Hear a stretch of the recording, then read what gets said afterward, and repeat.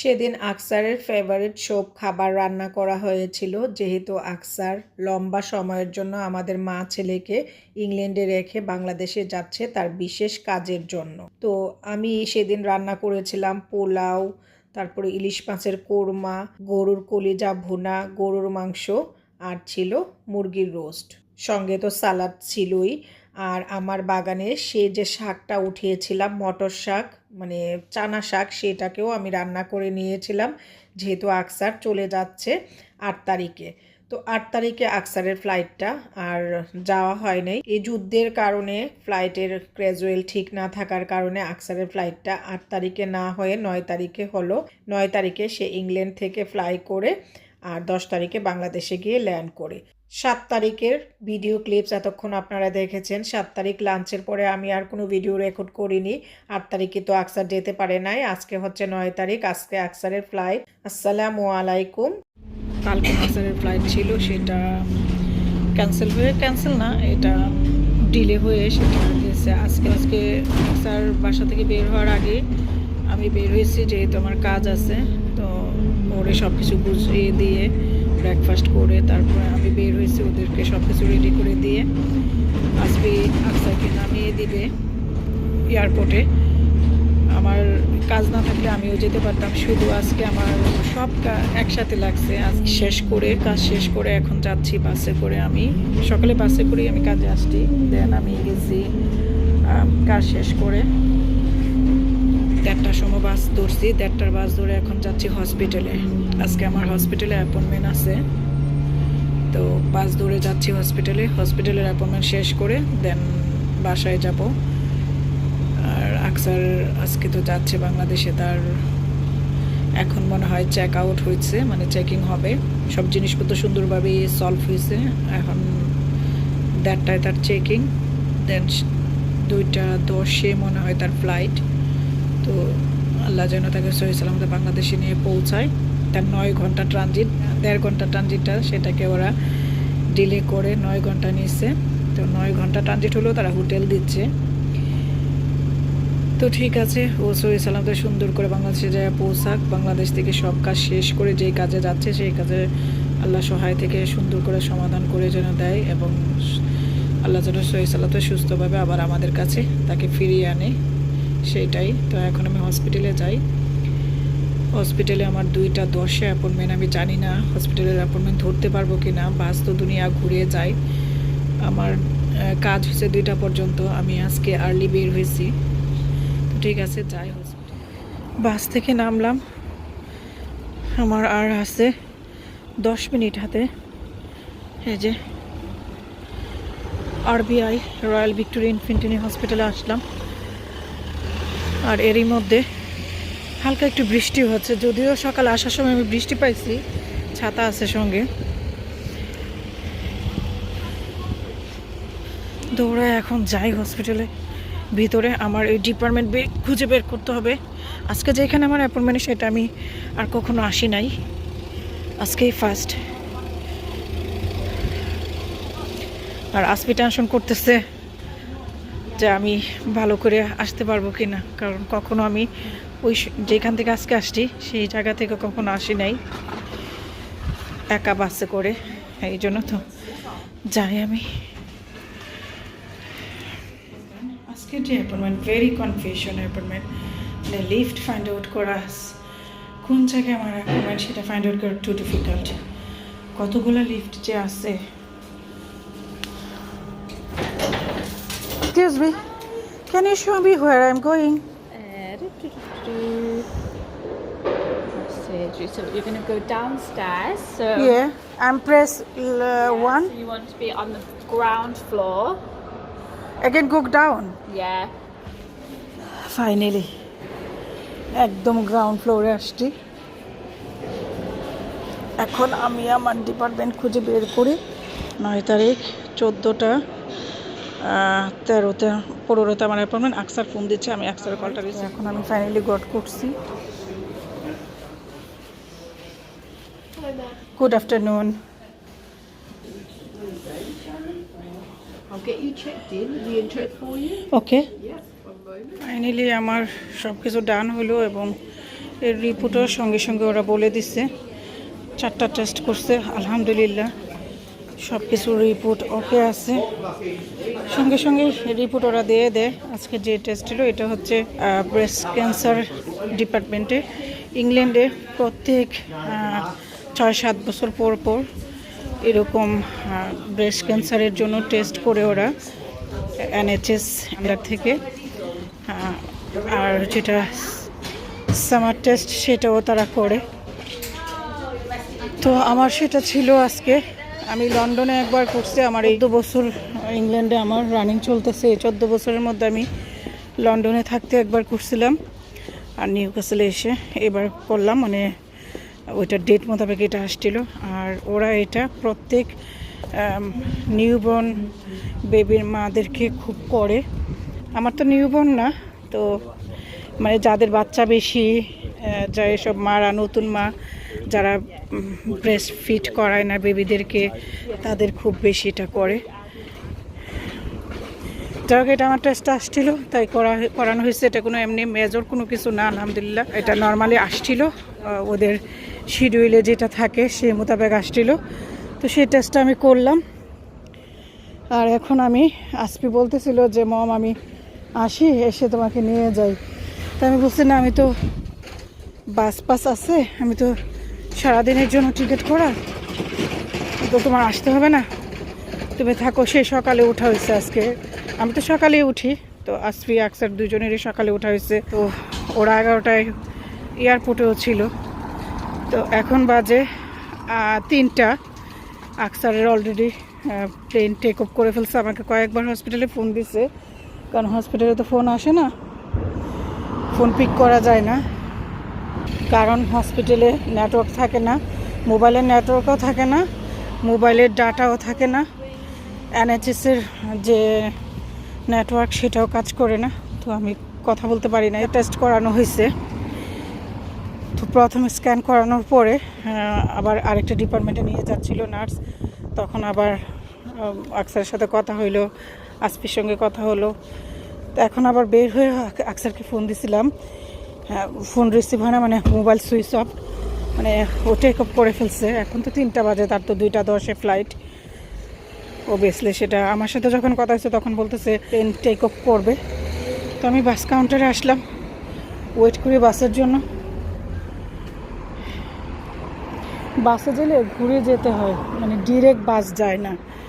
আর ওরা কেউ নিয়ে আসলে, আকসার বা আসরির সাথে আসলে তো বাই কার আসি, ওই যে ওইখানে কার পার্ক, ওইখানে ওরা কার পার্কে থাকে। হসপিটাল থেকে কাজ শেষ করে কার পার্কে চলে যায়, ওরা হসপিটালের ভিতরে আসে, দেন ওইখান থেকে উঠে যায়।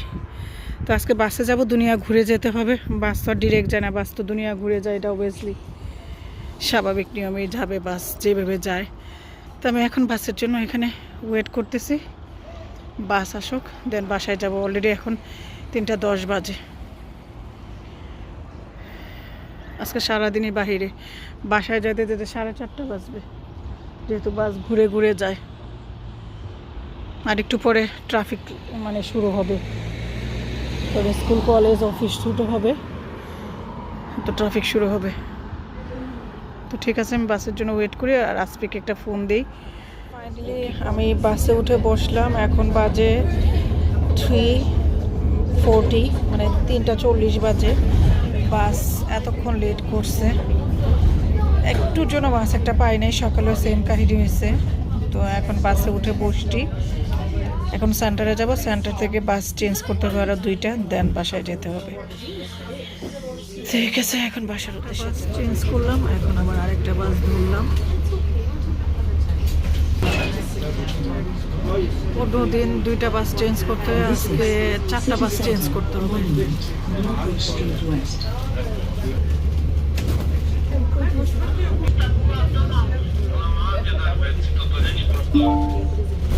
The next stop is Newcastle, Wales. Alight here for Northumbria University School of Design, with local metro services.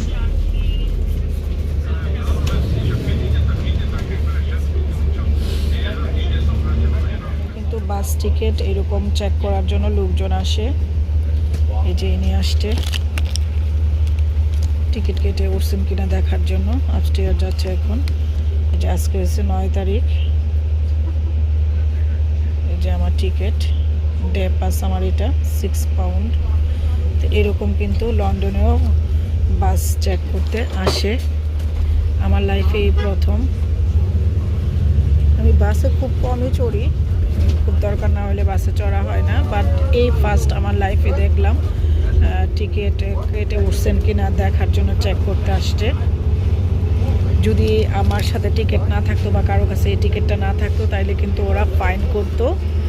Ticket আমি 6 পাউন্ড দিয়ে কাটছি ডে পাস, বাট এটা কিন্তু আমাকে ডবলের চেয়েও ডবল জরিমানা করা হতো, ফাইন করা হতো। তো এখানে কেউ টিকিট না করে বাসে চড়ে না, আর এই সিস্টেমও নাই আপনার বাসে চড়ার। বাসে উঠতে হলে যে বাস ড্রাইভারের সামনে যখন আসবেন তখন আপনাকে টিকিট কেটে আপনাকে ভিতরে উঠতে হবে, অন্য কোনো অপশন নাই। এটা ছাড়া আপনি বাসে উঠতেও পারবেন না, চেক না করলেও পারে, বাট এছাড়া বাসে ওঠারও কোনো অপশন নাই। তো উন্নত দেশ, উন্নত সিস্টেম। এটা আমার লাস্ট বাস, তারপরে আমি এই বাস ধরে এখন ডিরেক্ট আমি বাসায় যাব। Chapel House. যে উপর থেকে চেক করে নামছে, সবাই টিকিট কাটছে কিনা দেখে এখন নেমে যাচ্ছে বাস থেকে। Metro services, including services from Eldon Square bus station.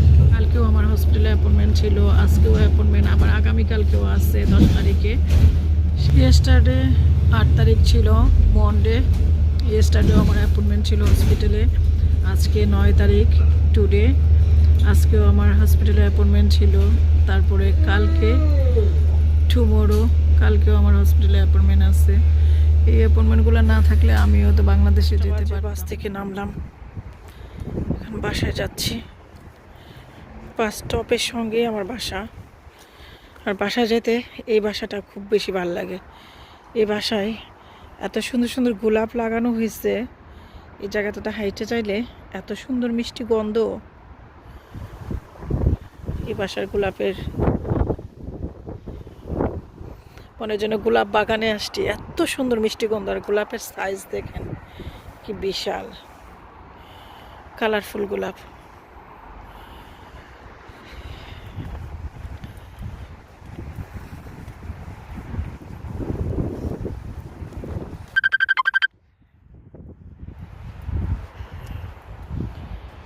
Nice গোলাপ।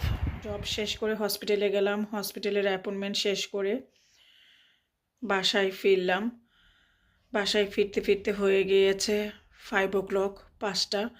আর এখন ঘড়িতে সময় হচ্ছে বিকেল 9টা 10। এই যে 9-10। যেহেতু এখন সামার, আমাদের দিনের আলোটা অনেক বেশি থাকে। আমাদের মাগরিব হয় 10 o'clock-এ, মাগরিবের নামাজ হতে আরও সময় আছে, এখনও বাইরে সূর্য। তো হালকা একটু বৃষ্টি আজকে সকালে, আমি জবে যাই সময়ও ছিল, আকসার বের হয় সময় জানি না বৃষ্টি ছিল কিনা, যেহেতু আমি জবে ছিলাম। তারপর জব শেষ করে যখন হসপিটালে যাচ্ছিলাম তখনও কিন্তু হালকা বৃষ্টি হচ্ছিল।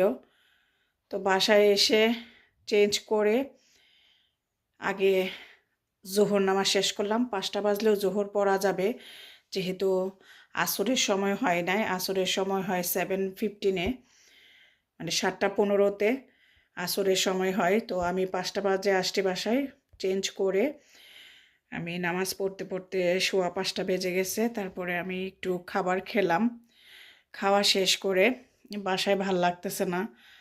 কালকে এমন সময় আকসার বাসায় ছিল, কালকে তো সে জবে যায় নাই, এখন ভাল লাগতেছে না। হালকা একটু বৃষ্টি ছিল, যেই কারণে আমি ব্যাক ইয়ার্ডেও যেতে পারি নাই, ফ্রন্ট ইয়ার্ডেও যেতে পারি নাই।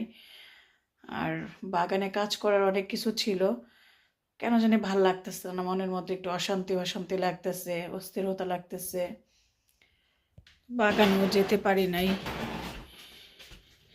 বাগানে গেলে হয়তো একটু ভালো লাগতো, অনেক ভাল লাগতেছে না আজকে, কোনো কিছুই ভাল লাগতেছে না, কেন জানি খালি অশান্তি লাগতেছে। তাই বাগানেও আমি যাই নাই। আর বাগানে যাই নাই বলে এই যে ডিগিং করে গেছে পাখিতে, ওই যে বললাম না ও আসে, এসে ডিগিং করে, ওর জন্য তো কত কিছু করে রাখছি, মাঝখানে আসে নাই। তা আজকে মনে হয় আসছিল। আকসার আবার আমাকে সকালে বলতেছে যে বাগানে গিয়ে দেখো তোমার সব নাগামরিচের চারা উঠায় ফেলছে। কালকে আমি আর আকসার অনেক কাজ করছি, কালকে অনেক রোদ ছিল, ওই রোদের মধ্যে এই যে গোলাপগুলা মানে ফুল সহ কেটে ফেলছি, শুধু এই যে এই কাপড় নাড়ার জন্য, এই তারটা টানানোর জন্য। কালকে আকসার এগুলা টানিয়ে দিয়ে গিয়েছে, কারণ ও চলে গেলে এগুলা তো আমার পক্ষে সম্ভব না টানানো, আর আমার ছেলে এগুলো বুঝেও না কীভাবে টানাতে হবে। কালকে রোদের মধ্যে আমরা অনেক কাজ করছি, দুইজন অস্থির হয়ে গিয়েছিলাম কাজ করে। কালকেও আকসার জবে যায় নাই, আর আজকে তো সে বাংলাদেশে গেছে। এখন 9-10 বাজে। আকসার এখন দুবাই নামার কথা, দুবাই তার প্লেন ল্যান্ড করবে 9:30 or 9:10-এ মনে হয় ল্যান্ড করে ফেলছে। দুবাই তো 9 ঘন্টা ট্রানজিট, 1.5 ঘন্টা ট্রানজিটটাকে তারা 9 ঘন্টা করে দিয়েছে, বাট হোটেল দিয়েছে। তো ও হোটেলে উঠে, হোটেলে গিয়ে পৌঁছে হয়তো ফোন দিবে, আর ও ফোন না দিলে তো আমরা ওর সাথে যোগাযোগও করতে পারবো না, ও কখন ফোন দিবে সে আশায় আসছি। দুবাইয়ের টাইম রাত 1টা, আমাদের 9:30 or 9:10-এ গিয়ে পৌঁছাবে, 9 o'clock-এ পৌঁছাবে। আমার রিমঝিমটাও তার আঙ্কেলকে খুঁজতেছে যে তার আঙ্কেল কোথায়। 9:15 বাজে। আকসার নেমে গেছে দুবাইতে, সূর্য কিন্তু এখনো আছে, ডুবে নাই। বাইরে আজকে হাঁটতেও যায় না, আজকে অনেক দিন যাবত হাঁটতেও যায় না। তো ঠিক আছে, ওর ফোনের ওয়েট করতেছে, ও কখন ফোন দিবে। আমাদের তো মাগরিব আরও দেরি আছে, 10 o'clock-এ মাগরিব।